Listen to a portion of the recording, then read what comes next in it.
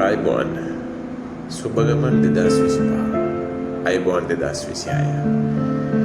නවවසරේ නව පන්ති ආරම්භය සිංහල භාෂාව හා සාහිත්‍ය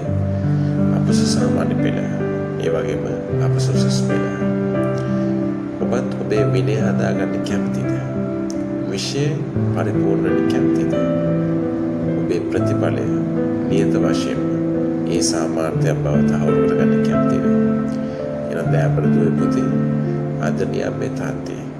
මෙම වීඩියෝවේ පහතින් දැක්වෙන